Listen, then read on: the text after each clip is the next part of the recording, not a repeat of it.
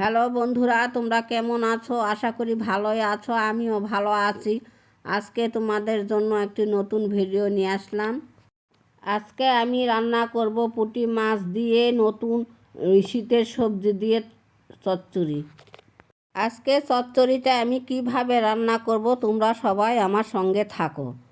সচরাচর আমরা ভাজা চচ্চড়ি রান্না করে থাকি, আজকে একটু অন্যরকম রান্না করব। তোমরা দেখো, আমি কাঁচা সবজির উপর পেঁয়াজ, রসুন, জিরা, কাঁচামরিচ, লবণ, হলুদ দিয়ে মেখে নিয়েছি। তারপর তেল দিলাম কড়াইতে। তেলে শুকনা মরিচ, তেজপাতা, তারপর কড়াইতে তেল দিয়ে তেল গরম হয়ে গেলে শুকনা মরিচ, তেজপাতা, কালো জিরা ফোড়ন দিয়ে তরকারিগুলো ছেড়ে দিলাম।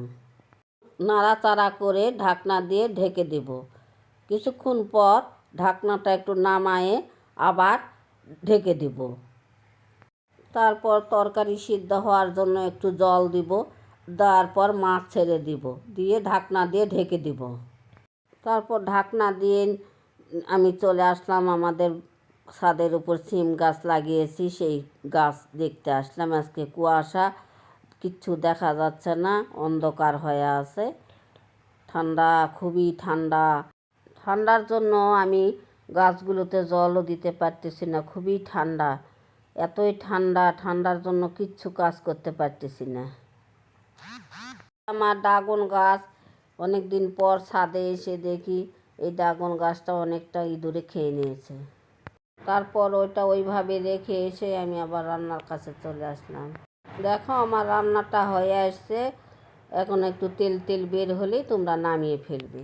এটা কিন্তু অনেক মজার রান্না, খেতেও সুস্বাদু, সহজেই হয়ে যায়। ভিডিওটি যদি তোমাদের ভালো লেগে থাকে তবে তোমরা লাইক কমেন্ট করবে। তোমরা সবাই ভালো থেকো, সুস্থ থেকো। আবার পরের ভিডিওতে দেখা হবে।